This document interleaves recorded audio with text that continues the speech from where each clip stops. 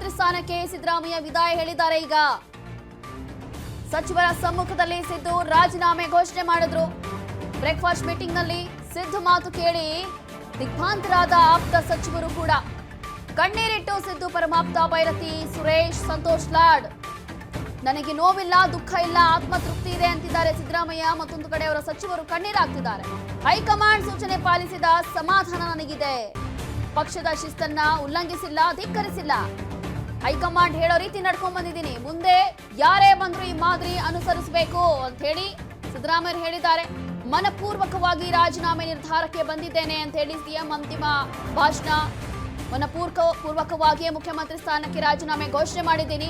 ನೀವ್ಯಾರು ಎದೆಗುಂದುವ ಅವಶ್ಯಕತೆ ಇಲ್ಲ, ನಿಮ್ಮೊಂದಿಗೆ ನಾನಿದ್ದೀನಿ ಅಂತ ಧೈರ್ಯ ತುಂಬಿದ್ದಾರೆ. ಯಾವುದೇ ಭಿನ್ನಾಭಿಪ್ರಾಯ, ಪರ ವಿರೋಧ ಚರ್ಚೆನೂ ಬೇಡ. ರಾಜ್ಯದಲ್ಲಿ ಮುಂದೆ ಕೂಡ ಕಾಂಗ್ರೆಸ್ ಸರ್ಕಾರವೇ ಬರಬೇಕು.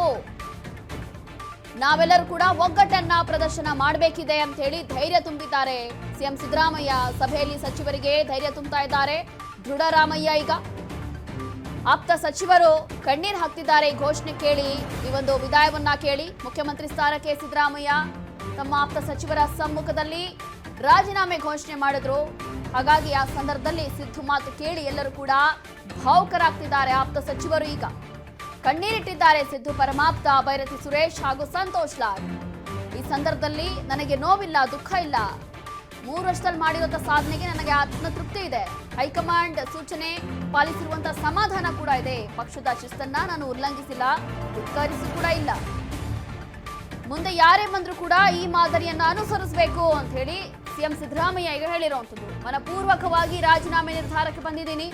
ಯಾರು ಕೂಡ ಹೆದರಬೇಡಿ, ಮುಖ್ಯಮಂತ್ರಿ ಸ್ಥಾನಕ್ಕೆ ರಾಜೀನಾಮೆ ಕೊಡ್ತಾ ಇದ್ದೀನಿ. ನೀವ್ಯಾರು ಕೂಡ ಎದೆಗುಂದುವ ಅವಶ್ಯಕತೆಯೂ ಇಲ್ಲ, ನಿಮ್ಮೊಂದಿಗೆ ನಾನಿದ್ದೇನೆ. ಯಾವುದೇ ಭಿನ್ನಾಭಿಪ್ರಾಯ, ಪರ ವಿರೋಧ ಚರ್ಚೆ ಇದೆಲ್ಲವೂ ಬೇಡ. ರಾಜ್ಯದಲ್ಲಿ ಏನು ಮುಂದೆಯೂ ಕೂಡ ಕಾಂಗ್ರೆಸ್ ಸರ್ಕಾರ ಬರಬೇಕಷ್ಟೇ. ಈ ರೀತಿಯಾಗಿ ಸಿಎಂ ಸಿದ್ದರಾಮಯ್ಯ ಹೇಳಿದ್ದಾರೆ. ನಾವೆಲ್ಲರೂ ಕೂಡ ಒಗ್ಗಟ್ಟನ್ನ ಪ್ರದರ್ಶನ ಮಾಡಬೇಕಾಗಿದೆ. ಸಭೆಯಲ್ಲಿ ಸಚಿವರಿಗೆ ಧೈರ್ಯ ತುಂಬಿದ್ದಾರೆ ಈಗ ಸಿಎಂ ಸಿದ್ದರಾಮಯ್ಯ ಅವರು. ಹೀಗೆ ಅಂತಿಮ ಭಾಷಣದ ಸಂದರ್ಭದಲ್ಲಿ ಧೈರ್ಯ ತುಂಬುತ್ತಾ ಇದ್ದಾರೆ ಆಪ್ತ ಸಚಿವರು. ಕಣ್ಣೀರಾಗ್ತಿದ್ದಾರೆ. ಈಗ ಅಂತಿಮ ಒಂದು ವಿದಾಯದ ಭಾಷಣವನ್ನ ಕೇಳಿ ಸಚಿವರ ಸಮ್ಮುಖದಲ್ಲಿ ಸಿದ್ದು ರಾಜೀನಾಮೆ ಘೋಷಣೆ ಮಾಡೇ ಬಿಟ್ರು. ಈ ಸಂದರ್ಭದಲ್ಲಿ ಏನೂ ಇಲ್ಲ, ಯಾವುದೇ ಬದಲಾವಣೆಯೂ ಇಲ್ಲ ಅಂತ ಹೇಳ್ತಾ ಇದ್ದಂತ ಸಚಿವರಿಗೆ ಕಣ್ಣೀರ್ ಹಾಕ್ತಿದೆ. ಎಸ್ ಗೋವಿಂದ್ ಸರ್, ಈಗ ಸದ್ಯಕ್ಕೆ ಇವಾಗ ಬರ್ತಾ ಇರುವಂತ ಅಪ್ಡೇಟ್ಸ್ ಎಲ್ಲ ನೋಡಿದ್ವಿ. ಅಂದ್ರೆ ಅವರ ಆಪ್ತ ಸಚಿವರ ಸಮ್ಮುಖದಲ್ಲಿ ಸಿದ್ದರಾಮಯ್ಯ ಘೋಷಣೆ ಮಾಡ್ತಾ ಇದ್ದಂತೆ ಯಾವುದೇ ಕಾರಣಕ್ಕೂ ಸಿದ್ದರಾಮಯ್ಯ 5 ವರ್ಷ ಅವರೇ ಸಿಎಂ ಆಗ್ತಾರೆ ಅಂತ ಹೇಳಿ ಪ್ರತಿ ಬಾರಿ ಹೇಳಿಕೆಯನ್ನ ಕೊಡ್ತಾ ಇದ್ದಂತ ಆಪ್ತ ಸಚಿವರಿಗೆ ಕಣ್ಣೀರ್ ಹಾಕ್ತಿದ್ದಾರೆ. ಒಂದು ಕಡೆ ಡಿಕೆ ಬಂದೇ ಬರ್ತಾರೆ ಅಂತ ಹೇಳಿ ಅವ್ರ ಬಣದವ್ರು ಹೇಳ್ತಾ ಇದ್ರೆ, ಇಷ್ಟು ದಿನ ಸಿದ್ದರಾಮಯ್ಯ ಅವರ ಕೆಲವೊಂದು ಆಪ್ತ ಸಚಿವರೇನಿದ್ದಾರಲ್ಲ, ಯಾವಾಗ್ಲೂ ಕೂಡ 5 ವರ್ಷ ಅವ್ರು ಯಾರು ಅಲ್ಲಾಡ್ಸಕ್ ಸಾಧ್ಯ ಇಲ್ಲ, ಅವ್ರ ಕುರ್ಚಿ ಗಟ್ಟಿಯಾಗಿದೆ, ಬದಲಾವಣೆ ಆಗೋದಿಲ್ಲ ಅಂತ ಫುಲ್ ಆಫ್ ಕಾನ್ಫಿಡೆನ್ಸ್ ಅಲ್ಲಿ ಹೇಳ್ತಾ ಇದ್ರು. ಅದೇ ಸಚಿವರಿಗೆ ಕಣ್ಣೀರ್ ಹಾಕ್ತಿದ್ದಾರೆ ಈಗ ಅವ್ರ ಮನೇಲಿ ಕೂತ್ಕೊಂಡು. ಸದ್ಯಕ್ಕೆ ಈ ಪರಿಸ್ಥಿತಿ ಇದೆ, ಏನ್ ಹೇಳ್ತೀರಾ ಅದ್ರ ಬಗ್ಗೆ?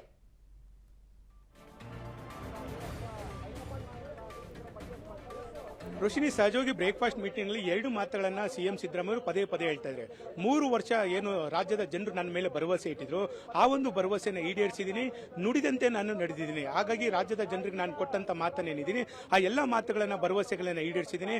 ಹಾಗಾಗಿ ನನಗೆ ಆತ್ಮತೃಪ್ತಿ ಇದೆ, ನಾನು ಸಂತೋಷದಿಂದ ಅಧಿಕಾರವನ್ನು ಬಿಟ್ಕೊಡ್ತಾ ಇದ್ದೀನಿ ಅಂತೇಳಿ ಮುಖ್ಯಮಂತ್ರಿಗಳು ಬ್ರೇಕ್ಫಾಸ್ಟ್ ಮೀಟಿಂಗ್ನಲ್ಲಿ ಹೇಳಿರುವಂಥದ್ದು. ಮತ್ತೊಂದು ಕಡೆ ನಿಮ್ಮ ಜೊತೆ ನಾನೆಲ್ಲರೂ ಕೂಡ ಇದ್ದೀನಿ. ಅಂದ್ರೆ ಎಲ್ಲೋ ಒಂದು ಕಡೆ ಸಿಎಂ ಅತ್ಯಾಪ್ತ ಬಳಗದಲ್ಲಿ ಗುರುತಿಸಿಕೊಂಡಂತ ಸಚಿವರು ಅವರ ಒಂದು ಭವಿಷ್ಯ ಏನು, ಅವರ ಒಂದು ಸ್ಥಾನಮಾನ ಏನು, ಯಾಕಂದ್ರೆ ಮುಖ್ಯಮಂತ್ರಿಗಳು ಇಲ್ಲದಂತ ಸಂದರ್ಭದಲ್ಲಿ ಅವರು ನಂಬಿಕೊಂಡಂತ ಕೆಲ ಒಂದು ಆತ್ಮೀಯ ಸಚಿವರು ಇರ್ತಾರೆ, ಅವರ ಭವಿಷ್ಯ ಏನು, ಎಲ್ಲೋ ಒಂದ್ ಕಡೆ ಡಿಸಿಎಂ ಏನು ಸಿಎಂ ಆದಂತ ಸಂದರ್ಭದಲ್ಲಿ ಅವರ ಸಂಪುಟ ನಾವು ಸೇರ್ತೀವ, ಈ ಎಲ್ಲಾ ವಿಚಾರಗಳು, ಈ ಎಲ್ಲಾ ಗೊಂದಲಗಳು ಕೂಡ ಚರ್ಚೆ ಆದಂತ ಸಂದರ್ಭದಲ್ಲಿ ಎಲ್ಲೋ ಒಂದ್ ಕಡೆ ತಮ್ಮ ಅತ್ಯಾಪ್ತ ಸಚಿವರು ಮಾತನಾಡಿದ್ರು. ಆ ಒಂದು ಸಂದರ್ಭದಲ್ಲಿ ಮುಖ್ಯಮಂತ್ರಿಗಳು ಹೇಳ್ತಾರೆ, ನಿಮ್ಮ ಜೊತೆ ಇರ್ತೀನಿ. 2 ವರ್ಷ ಏನು ಎಲ್ಲೋ ಒಂದ್ ಕಡೆ ಕಾಂಗ್ರೆಸ್ ಹೈಕಮಾಂಡ್ ಯಾರನ್ನ ಒಂದು ನಾಯಕತ್ವದಲ್ಲಿ ಆಯ್ಕೆ ಮಾಡ್ತಾರೆ ಅವ್ರ ಜೊತೆ ನಾನು ಎಲ್ಲವೂ ಕೂಡ ವಿಶ್ವಾಸದಲ್ಲಿ ಇರ್ತೀನಿ, ಅವ್ರ ಜೊತೆ ನಾನು ನಿಂತ್ಕೊಳ್ತೀನಿ. ಮತ್ತು 2028ರಲ್ಲಿ ನಾವೆಲ್ಲರೂ ಕೂಡ ಮತ್ತೆ ಚುನಾವಣೆಗೆ ಹೋಗೋಣ, ಮತ್ತೆ ರಾಜ್ಯದಲ್ಲಿ ಕಾಂಗ್ರೆಸ್ ಅಧಿಕಾರಕ್ಕೆ ತರೋಣ ಅಂತೇಳಿ ಎಲ್ಲೋ ಒಂದ್ ಕಡೆ ವಿಶ್ವಾಸದ ಮಾತುಗಳನ್ನ ಎಲ್ಲೋ ಒಂದ್ ಕಡೆ ಸಿಎಂ ಸಿದ್ದರಾಮಯ್ಯ ಬ್ರೇಕ್ಫಾಸ್ಟ್ ಮೀಟಿಂಗ್ ನಲ್ಲಿ ತಮ್ಮ ಮನದಾಳದ ಮಾತುಗಳನ್ನು ಹೇಳ್ತಾ ಇದ್ದಾರೆ. ಹಾಗಾಗಿ ಎಲ್ಲೋ ಒಂದು ಅತ್ಯಾಪ್ತ ಸಚಿವರು ಕೆಲ ಬೈರತಿ ಸುರೇಶ್ ಇರ್ಬೋದು, ಜಮೀರ್ ಅಹಮದ್ ಖಾನ್ ಅವರು ಇರ್ಬೋದು, ಕೆಲವೊಂದು ವಿಚಾರದಲ್ಲಿ ಎಲ್ಲೋ ಒಂದ್ ಕಡೆ ಆತ್ಮೀಯ ಅವರು ಮಾತಾಡೋ ಸಂದರ್ಭದಲ್ಲಿ ಭಾವನಾತ್ಮಕವಾಗಿ ಮಾತನಾಡ ಸಂದರ್ಭದಲ್ಲಿ ಅವರ ಒಂದು ಆತ್ಮೀಯ ಸಚಿವರು ಕೂಡ ಕಣ್ಣಲ್ಲಿ ಒಂದು 2 ಹನಿ ಕಣ್ಣೀರು ಬಂದಿದೆ ಅಂತ ಕಾಣಿಸ್ತಿದೆ. ಈ ಒಂದು ಮಾಹಿತಿ ಕೂಡ ಈಗ ರಾಜ್ ನ್ಯೂಸ್ಗೆ ಸಿಕ್ಕಿರುವಂತದ್ದು. ಎಲ್ಲ ಒಂದು ಕಡೆ ಸರ್ ನೀವು ನಮ್ಮ ಜೊತೆ ಇರಬೇಕಾಗಿತ್ತು, ನೀವು ಯಾವುದೇ ಕಾರಣಕ್ಕೂ ಕೂಡ ಅಧಿಕಾರವನ್ನು ಬಿಟ್ಕೊಡ್ಬಾರ್ದು ಅಂತ ನಾವು ಕೂಡ ಹೇಳಿದ್ರಿ. ಆದರೆ ಎಲ್ಲ ಒಂದು ಕಡೆ ಕಾಂಗ್ರೆಸ್ನ ಹೈಕಮಾಂಡ್ ನಾಯಕರು ಹೇಳಿರೋ ಮೇಲೆ ನೀವು ರಾಜೀನಾಮೆ ಕೊಡ್ತೀವಿ ಅಂತ ಹೇಳ್ತಾ ಇದ್ದೀರಾ. ಹಾಗಾಗಿ ನಿಮ್ಮ ಜೊತೆ ನಾವು ಇರ್ತೀವಿ, ನೀವು ಅಧಿಕಾರ ಇರಲಿ ಅಧಿಕಾರ ಇಲ್ಲದೆ ಇರಲಿ ನಿಮ್ಮ ಜೊತೆ ನಾವೆಲ್ಲರೂ ಕೂಡ ಇರ್ತೀವಿ ಅಂತೇಳಿ ಜಮೀರ್ ಅಹಮದ್ ಇರ್ಬೋದು, ಸತೀಶ್ ಜಾರಕಿಹೊಳಿ ಇರ್ಬೋದು, ಎಚ್ ಸಿ ಮಹದೇವಪ್ಪ ಇರ್ಬೋದು, ಕೆ ಜೆ ಜಾರ್ಜ್ ಇರ್ಬೋದು, ಬೈರತಿ ಸುರೇಶ್ ಇರ್ಬೋದು, ಈ ಎಲ್ಲಾ ಸಚಿವರು, ಯಾಕಂದ್ರೆ ಸಿಎಂ ಸಿದ್ದರಾಮಯ್ಯ ಕಿಚನ್ ಕ್ಯಾಬಿನೆಟ್ ಅಲ್ಲಿ ಇದ್ದಂಥವ್ರು ಈ ಸಚಿವರು. ಹಾಗಾಗಿ ಈ ಎಲ್ಲ ಸಚಿವರು ಕೂಡ ಸರ್ ನೀವು ಅಧಿಕಾರದಲ್ಲಿ ಇರಲಿ ಇಲ್ಲದೆ ಇರಲಿ ನಿಮ್ಮ ಜೊತೆ ನಾವು ವಿಶ್ವಾಸದಲ್ಲಿ ಇರ್ತೀವಿ, ಹಾಗಾಗಿ ನಿಮ್ಮ ಜೊತೆ ನಾವು ಯಾವುದೇ ಕಾರಣಕ್ಕೂ ಕೂಡ ವಿಶ್ವಾಸದಿಂದ ದೂರ ಹೋಗೋದಿಲ್ಲ ಅಂತೇಳಿ ಅತ್ಯಾಪ್ತ ಸಚಿವರು ಕೂಡ ತಮ್ಮ ಭಾವನಾತ್ಮಕವಾಗಿ ಕೆಲವೊಂದಿಷ್ಟು ಮಾತುಗಳನ್ನ ಮಾತನಾಡಿರುವಂಥದ್ದು. ಆ ಒಂದು ಸಂದರ್ಭದಲ್ಲಿ ಎಲ್ಲೊಂದು ಕಡೆ ಸಿಎಂ ಸಿದ್ದರಾಮಯ್ಯ ಕೂಡ, ಯಾಕಂದ್ರೆ ಸಿಎಂ ಸಿದ್ದರಾಮಯ್ಯ ಅಷ್ಟು ಸುಲಭವಾಗಿ ಕಣ್ಣೀರು ಹಾಕೋದಿಲ್ಲ, ಕೆಲವೊಂದು ಮಾತುಗಳನ್ನ ಅವರು ಮಾತನಾಡುವಂಥ ಮಾತುಗಳಲ್ಲೇ ನಾವು ಅರ್ಥ ಮಾಡ್ಕೊಳ್ಬೇಕಾಗುತ್ತೆ ಅವರ ಮನಸ್ಸಲ್ಲಿ ದುಃಖ ಇದೆ, ದೂರ ಇದೆ ಅಂತೇಳಿ. ಹಾಗಾಗಿ ಮುಖ್ಯಮಂತ್ರಿಗಳು ಮಾತನಾಡೋ ಸಂದರ್ಭದಲ್ಲಿ ಈ ಎಲ್ಲಾ ವಿಚಾರಗಳು ಕೂಡ ಪ್ರಸ್ತಾಪ ಮಾಡ್ತಾರೆ. ಒಂದು, ನಾನು ನುಡಿದಂತೆ ನಡೆದಿದ್ದೀನಿ, ಮತ್ತೊಂದು ಕೂಡ ನಿಮ್ಮೆಲ್ಲರ ವಿಶ್ವಾಸ ಇಟ್ಕೊಂತೀನಿ ಮತ್ತು ನೀವು ನನ್ನನ್ನು ಯಾರ್ಯಾರು ನಂಬಿದ್ದೀರಾ ಅವರೆಲ್ಲರೂ ಭವಿಷ್ಯ ಕೂಡ ಉತ್ತಮವಾಗಿರುತ್ತೆ.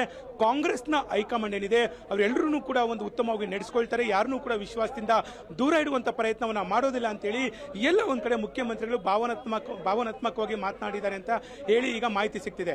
ಹಾಗಾಗಿ ಎಲ್ಲ ಒಂದ್ ಕಡೆ 3 ವರ್ಷ ಸರ್ಕಾರ ಏನು ಮುಖ್ಯಮಂತ್ರಿ ಆದಂತ ಸಿದ್ದರಾಮಯ್ಯರು ಇವತ್ತು ಮಧ್ಯಾಹ್ನದ ವೇಳೆಗೆ ರಾಜೀನಾಮೆ ಕೊಡೋದು ಬಹುತೇಕವಾಗಿ ಖಚಿತ ಆಗಿರುವಂತದ್ದು. ಕಳೆದ 2 ದಿನದ ಹಿಂದೆಯೇ ರಾಜ್ ನ್ಯೂಸ್ ಈ ಬಗ್ಗೆ ಎಕ್ಸ್ಕ್ಲೂಸಿವ್ ಅಂತ ಮಾಹಿತಿ ಕೊಟ್ಟಿದ್ರು. ಮುಖ್ಯಮಂತ್ರಿಗಳು ರಾಜೀನಾಮೆ ಕೊಟ್ಟೇ ಕೊಡ್ತಾರೆ, ರಾಜ್ಯದಲ್ಲಿ ನಾಯಕತ್ವ ಬದಲಾವಣೆ ಆಗೇ ಆಗುತ್ತೆ ಅಂತೇಳಿ ಬಿಗ್ ಬ್ಲಾಸ್ಟಿಂಗ್ ಸುದ್ದಿ ಕೂಡ ಬ್ಲಾಸ್ಟ್ ಮಾಡಿದ್ವಿ. ಹಾಗಾಗಿ ಆ ಒಂದು ರಾಜ್ ನ್ಯೂಸ್ನ ಎಕ್ಸ್ಕ್ಲೂಸಿವ್ ವರದಿ ಏನಿದೆ ಆ ಒಂದು ವರದಿಯ ಪ್ರಕಾರವೇ ಈ ರಾಜ್ಯದಲ್ಲಿ ಆಗ್ತಿರುವಂತಹ ರಾಜಕೀಯ ಕ್ಷಿಪ್ರ ಬೆಳವಣಿಗೆ ಏನಿದೆ ಇದೆಲ್ಲವೂ ಕೂಡ ನಡೀತಿದೆ. ಈಗ ಬ್ರೇಕ್ಫಾಸ್ಟ್ ಮೀಟಿಂಗ್ ನಲ್ಲಿ ಅಧಿಕೃತವಾಗಿ ಮುಖ್ಯಮಂತ್ರಿಗಳು ರಾಜೀನಾಮೆ ಕೊಡ್ತೀನಿ ಅಂತ ಹೇಳಿ ಅಧಿಕೃತವಾಗಿ ಅನೌನ್ಸ್ ಮಾಡಿದ್ದಾರೆ. ಇನ್ನೇನು ಕೆಲವೇ ಕ್ಷಣಗಳಲ್ಲಿ ಮಾಧ್ಯಮಗಳನ್ನು ಉದ್ದೇಶಿಸಿ ಸುದ್ದಿಗೋಷ್ಠಿ ಕೂಡ ಮಾಡಲಿದ್ದಾರೆ. ಸುದ್ದಿಗೋಷ್ಠಿಯಲ್ಲಿ ಎಲ್ಲಾ ವಿಚಾರಗಳು ಕೂಡ ಚರ್ಚೆ ಆದ ಬಳಿಕ ನೇರವಾಗಿ ರಾಜಭವನಕ್ಕೆ ತೆರಳಿ ತಮ್ಮ ಮುಖ್ಯಮಂತ್ರಿ ಸ್ಥಾನಕ್ಕೆ ಸಿದ್ದರಾಮಯ್ಯರು ರಾಜೀನಾಮೆ ಕೊಡಲಿದ್ದಾರೆ. ರೋಶಿನಿ. ಎಸ್ ಗೋವಿಂದ್ ಸರ್, ಇಲ್ಲಿ ಪ್ರಮುಖವಾಗಿ ಇನ್ನೇನು ಫೈನಲಿ ಘೋಷಣೆ ಮಾಡಿದ್ದಾಯ್ತು, ತಮ್ಮ ಆಪ್ತರ ಸಮ್ಮುಖದಲ್ಲಿ ಹೇಳಿದ್ದಾಯ್ತು, ಇದೇ ಒಂದು ಕ್ಷಣಕ್ಕೋಸ್ಕರ ಅಂದ್ರೆ ಏನಾಗುತ್ತೆ ಅಂತ ಹೇಳಿ ಎಲ್ಲರಿಗೂ ಕೂಡ ಕುತೂಹಲ ಇತ್ತು, ಒಂದು ಉತ್ತರ ಸಿಕ್ತು. ಈಗ ಇನ್ನು ಮುಂದಿನ ಪ್ರಕ್ರಿಯೆ ಏನು ಅಂತಂದ್ರೆ ಈಗ ರಾಜೀನಾಮೆ ಸಲ್ಲಿಸೋದಾಗ್ಲಿ ಅಥವಾ ಪದಗ್ರಹಣ ಆಗೋದಾಗ್ಲಿ ಅಥವಾ ಮುಂದಿನ ಸಿಎಂ ಆಯ್ಕೆ ವಿಚಾರದಲ್ಲಿ ಈಗಾಗಲೇ ಸಿಎಂ ಯಾರು ಅಂತ ಹೇಳಿ ನಿರ್ಧಾರ ಆಗೋಗಿದೆ, ಹೌದು, ಬಟ್ ಆದ್ರೂ ಕೂಡ ಮುಂದಿನ ಪ್ರೊಸೀಜರ್ ಹೇಗಿರುತ್ತೆ ಅಂತ.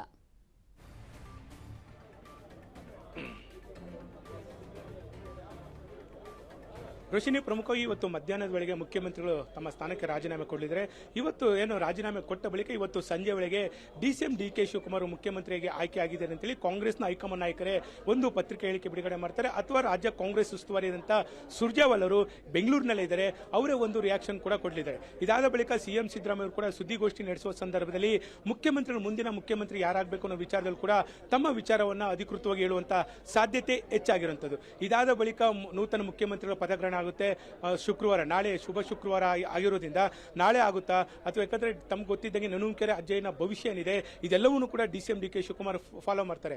ಅಂದ್ರೆ ದೇವ್ರ ವಿಚಾರದಲ್ಲಿ, ಭವಿಷ್ಯ ವಿಚಾರದಲ್ಲಿ ಇರ್ಬೋದು, ಜ್ಯೋತಿಷ್ಯ ವಿಚಾರದಲ್ಲಿ ಇರ್ಬೋದು, ಇದೆಲ್ಲವೂ ಕೂಡ ಕಾಲ, ಒಂದು ರಾಹುಗಾಲ ಇರ್ಬೋದು, ಬೇರೆ ಬೇರೆ ವಿಚಾರದಲ್ಲಿ ಇರ್ಬೋದು, ಎಲ್ಲವೂ ಕೂಡ ನಂಬ್ತಾರೆ. ಹಾಗಾಗಿ ಆ ಒಂದು ಶುಭಗಳಿಗೆ ಶುಭ ಮುಹೂರ್ತ ಯಾವಾಗ ಬರುತ್ತೆ ಆ ಒಂದು ಮುಹೂರ್ತ ನೋಡಿಕೊಂಡು ಮುಖ್ಯಮಂತ್ರಿಯಾಗಿ ಡಿ.ಕೆ. ಶಿವಕುಮಾರ್ ಪ್ರಮಾಣ ವಚನ ಸ್ವೀಕಾರ ಮಾಡೋದು ಬಹುತೇಕ ಖಚಿತ ಆಗಿರುವಂಥದ್ದು.